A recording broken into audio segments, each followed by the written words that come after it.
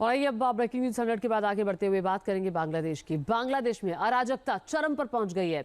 ना कानून का डर है, ना सेना का डर है। सड़कों पर अराजक तत्वों का कब्जा हो चुका है। सेना मूक दर्शक बनकर सब देख रही है। शेख हसीना के देश छोड़ने के बाद भी बांग्लादेश में हिंसा का दौर जारी है। हिंसा खत्म नहीं हुई है।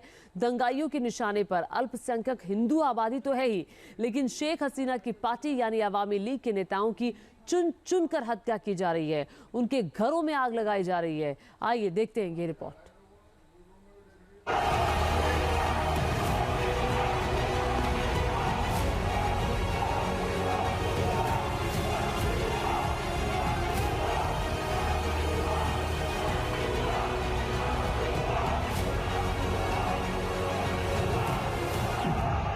कत्लेआम, आगजनी, लूटपाट, खून खराबा बांग्लादेश की नई पहचान बन रहा है।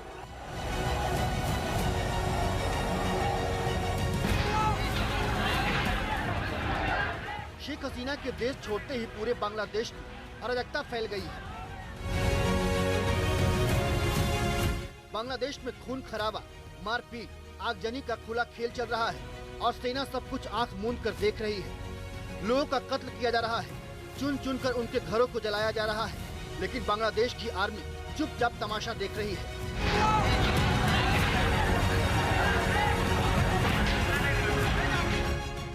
बांग्लादेश में शेख हसीना की सत्ता पलट के बाद पूरे देश में अराजकता और अशांति का माहौल है। शेख हसीना तक को जान बचाने के लिए देश छोड़ना पड़ा, लेकिन उनकी पार्टी अवामी लीग के भविष्य पर खतरा पैदा हो गया है। बांग्लादेश में अवामी लीग के नेताओं की हत्याएं शुरू हो गई हैं। लोग जान बचाकर इधर उधर भागते छिप रहे हैं, भारत में शरण लेने की कोशिश कर रहे हैं।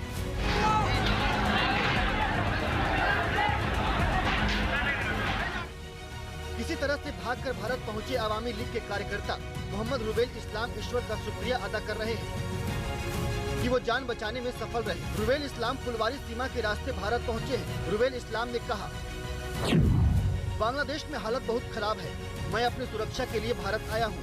अवामी लीग के नेताओं के घर लूटे जा रहे हैं, उनकी हत्याएं की जा रही है। बीएनपी और जमात खेमे के लोग अत्याचार कर रहे हैं। छात्रों के कंधे पर बंदूक रखकर जमात के लोग गोली चला रहे हैं। छात्रों को भी धीरे धीरे इसका एहसास हो रहा है। रुबेल इस्लाम के पास भारत का वीजा था, इसीलिए वो किसी तरह से भारतीय सीमा में आने में कामयाब रहे, लेकिन उनका परिवार अभी वहीं पर है। रुबेल इस्लाम ने जो कुछ बताया बांग्लादेश के सियासी भविष्य के लिए बेहद खतरनाक है। रुबेल इस्लाम ने कहा, जमात के लोग बांग्लादेश को दूसरा पाकिस्तान बनाना चाहते हैं। हजारों लोग जलते बांग्लादेश को छोड़ना चाहते हैं, लेकिन बिना पासपोर्ट वीजा के देश छोड़ना आसान नहीं है। बांग्लादेश में राजनीतिक हत्याएं शुरू हो चुकी हैं। बदले की राजनीति का गंदा खेल चल रहा है। शेख हसीना से जुड़े हर नेता, हर शख्स को निशाना बनाया जा रहा है। आग की लपटों से घिरी ये बहुमंजिला इमारत राजनीतिक नफरत की ही तस्वीर है। जशोर का ये फेमस 5 स्टार होटल है। इस होटल में दंगाइयों ने सिर्फ इसलिए आग लगा दी क्योंकि अवामी लीग के महासचिव शाहीन चक्रधार इसके मालिक है। दंगाइयों ने होटल में रह रहे लोगों की, यहाँ के स्टाफ की भी चिंता नहीं की। ग्राउंड फ्लोर से भड़की आग ने पूरे होटल को अपनी चपेट में ले लिया। नफरत की इस आगजनी में करीब 20 लोग जिंदा जलकर मर गए, जबकि 50 से ज्यादा लोग बुरी तरह झुलस गए हैं।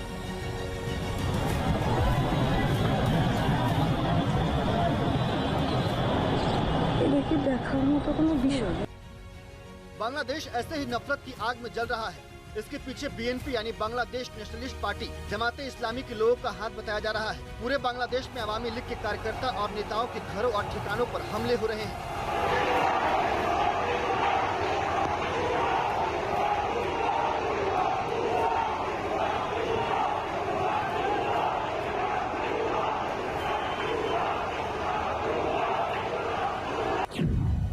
चितमोर में अवामी लीग के नेता के होटल में आग लगा दी गई। खुलना में अवामी लीग के अध्यक्ष मोहसिन रजा की हत्या कर दी गई। मोहसिन रजा के ड्राइवर और निजी सहायक को भी भीड़ ने नहीं बख्शा। बरिसल में पूर्व मेयर सादिक अब्दुल्ला को जलाकर मार डाला। बरिसल में ही 2 कार्यकर्ताओं को जिंदा जला दिया गया। नौगांव में खाद्य मंत्री साधन चंद मजमूदार के घर पर हमले किए गए। नरेला में सांसद मशरफे मुर्तजा के घर में तोड़फोड़ की गई। नारायणगंज में सांसद शमीम उस्मान के कार्यालय पर हमला हुआ। कोमिला में सांसद बहरुद्दीन बेहरा के घर में आग लगा दी गई। चटगांव में सांसद फजले करीम चौधरी के घर में आग लगा दी। अवामी लीग के नेताओं पर हमले की फहरिस्त बहुत ही लंबी है। अवामी लीग के नेता देश छोड़कर भाग रहे हैं, जान बचाने के लिए अपने रिश्तेदारों के यहाँ छिप रहे हैं। राजनीतिक बदले की इस नफरती राजनीति ने बांग्लादेश को एक नए अराजक माहौल में ढकेल दिया है।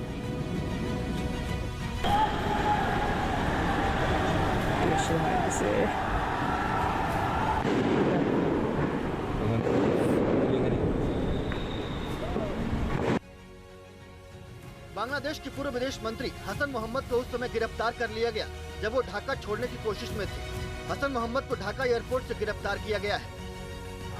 ढाका के बंगबंधु एवेन्यू में अवामी लीग का एक कार्यालय है। शेख हसीना के कार्यकाल में ये एक बड़ा पावर सेंटर हुआ करता था, लेकिन अब दंगाइयों के निशाने पर है।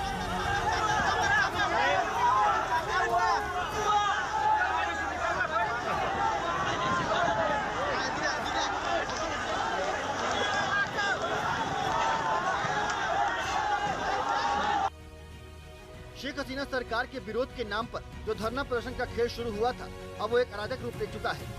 अब बांग्लादेश की सड़कों पर हिंसा का नंगा नाच चल रहा है। इसे रोकने वाला फिलहाल अभी कोई नजर नहीं आ रहा है।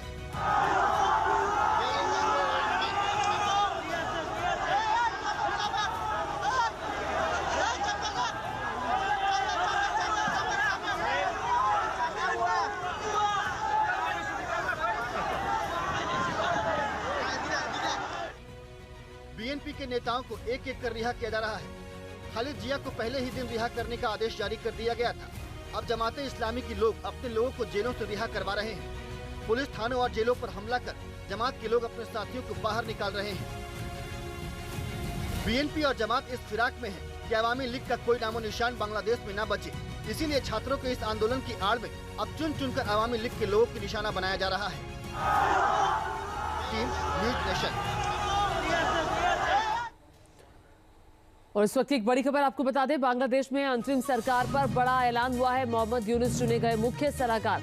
आंदोलनकारी छात्रों की मांग तो मान ली गई है। देर रात तक चली बैठक में ये फैसला लिया गया है। नोबेल पुरस्कार विजेता है मोहम्मद यूनुस और मोहम्मद यूनुस ही चुने गए हैं मुख्य सलाहकार। तो बड़ा फैसला इंटरिम सरकार को लेकर के, इंटरिम सरकार पर ये बड़ा ऐलान है। मोहम्मद यूनुस चुने गए हैं मुख्य सलाहकार और लगातार आंदोलनकारी छात्र यही मांग कर रहे थे कि मोहम्मद यूनुस को मुख्य सलाहकार बनाया जाए। उनकी मांगों को मान लिया गया है। देर रात जो बैठक हुई है बांग्लादेश में, उस बैठक के बाद ये बड़ा ऐलान किया गया। लेकिन दूसरी तरफ बांग्लादेश में हिंसा चरम पर है। अभी भी हिंसा खत्म होने का नाम नहीं ले रही है। और देखिए, बांग्लादेश में जब उपद्रवी हिंसा कर रहे थे तो शेख हसीना पीएम हाउस में मौजूद थी, लेकिन अचानक उन्होंने देश छोड़ दिया। मगर सवाल यह है कि शेख हसीना बांग्लादेश छोड़कर भारत ही क्यों आई हैं और कैसे उनकी जान बची। देखिए रिपोर्ट।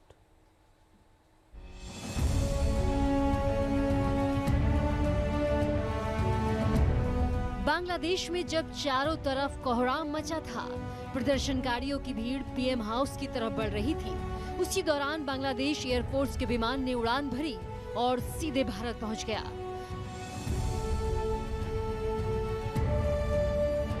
भारत पहुंचे इस विमान में मौजूद थी शेख हसीना, जिन्हें आभास हो गया था कि अगर वो बांग्लादेश में कुछ देर और रुकी तो उनकी जान जा सकती है।